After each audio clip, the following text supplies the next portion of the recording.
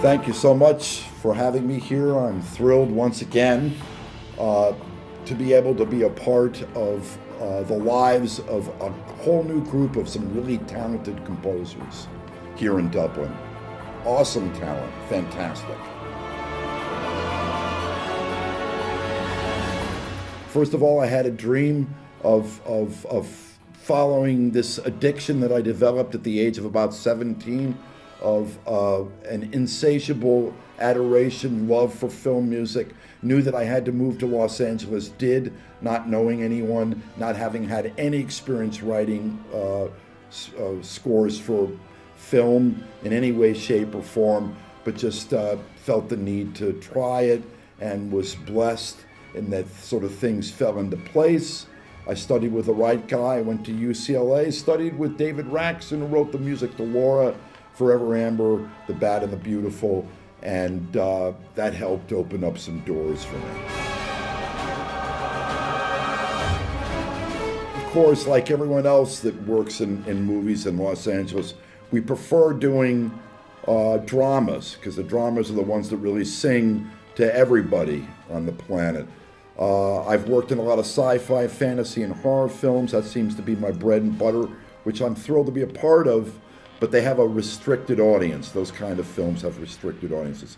So I would have to say that I, like everyone else, are looking for primarily dramatic movies, but I'll pretty much, you know, if I'm excited about it and I see that there's a challenge in what I can do musically, you got me.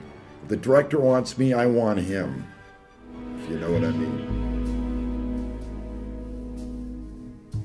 The amount of time is essentially what they give you. And what does that mean? There have been situations where I've been called in to rewrite a score and have had as little as a week. But generally speaking, you know, it's you know, 6 weeks, 8 weeks. If you're in the feature world, 4 weeks to 8 weeks, let's say, in the feature world. And you know, the experience of working with a director is, of course, if it's someone you've worked with before, that is fabulous because you'll have a shorthand, a language that you both understand, even if it's just through gestures, not so much words, a look in the eye, a touch on the shoulder, a nod, a wink, or something like that.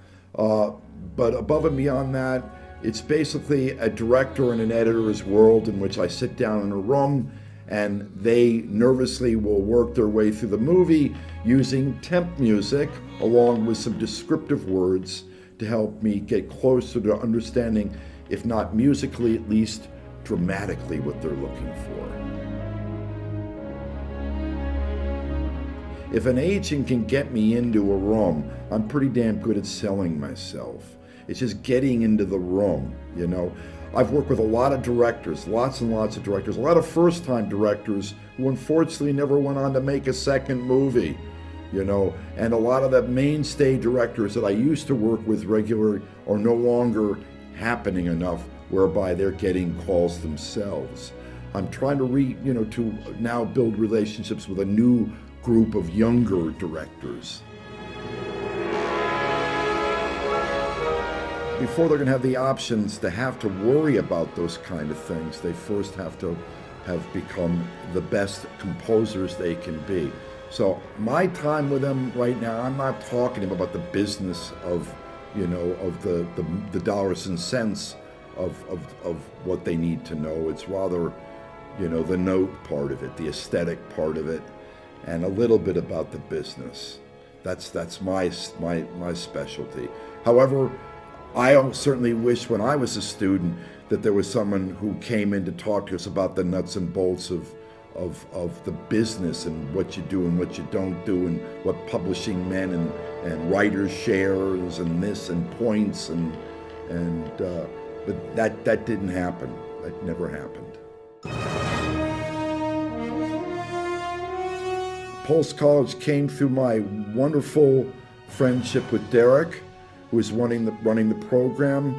Not only is he a great composer himself, but also, as you know as well as I do, a fabulous conductor. We happen to have made the contact years ago, and I was actually invited to come out here and teach for a different program. This being my first year with Pulse, and I am thrilled that he decided that I could bring back something that apparently I bought the first time. The best. I mean, it is. It's fabulous. I mean, come on, you can't beat this. There's so much history in this room. This is the Abbey Road of Ireland, right? Okay, I've been at Abbey Road, and you walk in that place, and you feel the history immediately. And I walked in here, and I kind of felt that history as well. Spot the movie with the director. Hopefully I get a chance to have heard or seen the film without temp music before I sit down to spot the movie, so that I can go into that spotting session with some pretty solid ideas about what the music can offer. Chances are that's not going to have been the case. Rather, I will have seen the film only with temp music. And so I will try to create a concept by eliminating the temp music from my head. But then what happens is, after we spot the film, I then do some quick numbers here and realize how many minutes of music do I have, how many days do I have before the music is due, and how many minutes of music a day do I have to complete in order to get to that finish line. And that's what it's all about, is minutes per day based on the total number of minutes that are needed to get to the finish line on time. If it's in the feature world, I've been spoiled in that I allow myself probably at least 7 days to walk around, to do whatever I do. Watch the movie once, get away from it, and just start vomiting musical ideas into my cell phone or a cassette machine, whatever. Anything that comes to my head, any tune, any sound, any whatever it is, just get it in the tape. Don't censor your thoughts. And then after about 7 days, I review it and decide whether or not there's anything of substance there. And in the interim, I will have taken the cues and divided them into different thematic or subject categories, so that the task becomes less overwhelming. I know that if I write the main title music, that theme actually is the main theme for the principal character. That means that any scene that involves the principal character, in which he's doing what the main title music says he does best, those scenes I should focus on. So I will write the main title, and then I'll go through all of those scenes that are main title music based, get those out of the way first, then move to the next category of music with theme number 2, get them out of the way, etc., etc., etc. And that helps manage the task of writing, an hour and 20 minutes of music in 6 weeks. And then you just have to follow that routine of getting a certain amount of music done a day, allowing yourself the probability that close to 1/3 of it maybe have to be rewritten because the director will want changes. So you have to always put that number into the total. If it's a 60-minute score, chances are you're going to have written an hour and another 20 minutes of music before you get to the finish line. Here's the thing, I get asked this question. I'm always embarrassed because I'm not really technically headed at all, and yet I'm completely dependent upon it. I really should get my tech assistant in to give you the info on what kind of equipment I use. But in fact, here's the thing, is I've got my foot in one world, the old school, the old world, and the other foot in the new world.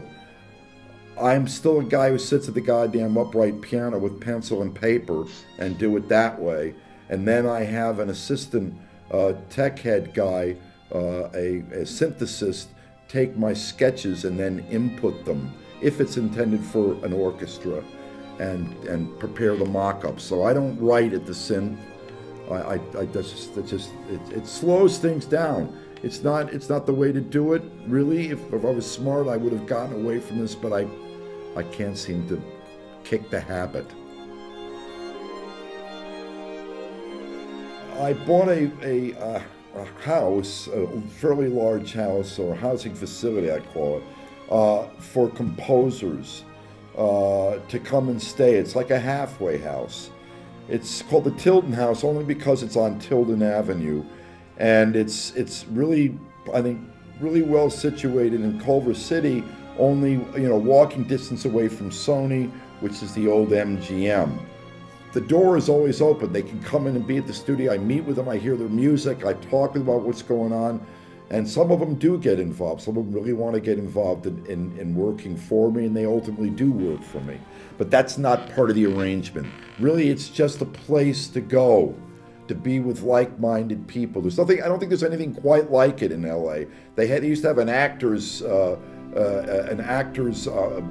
hotel or something like that, or housing facility for aspiring actors who had no money. I think this is the first one for composers. Well, I got to tell you, I am old school, and the thing that first attracts me to a movie will be a theme that I can't seem to get out of my head. I like scores which, as a general rule, are not written at a synth, because you know how it is when you're writing at the synth. You have a tendency, which makes sense, of writing music which is best suited for that which you're writing for. If you're writing for a violin, you don't write piano music for the violin. And the synth is it's an electronic instrument that requires it be treated a certain way.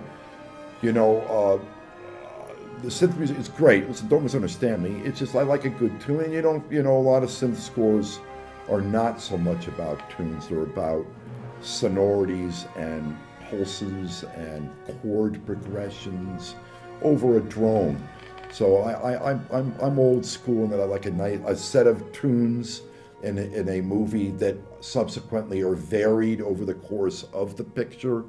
As the film develops, so do the themes that you trace subconsciously throughout the picture. I like a score that's unified somehow. It doesn't have to be themes. It has, it can be motives, it can be screams, whatever the hell it is. It just has to be unified so that it joins the picture. It helps glue the film together as opposed to fragmenting it by having cues that have no real thematic relationship to each other.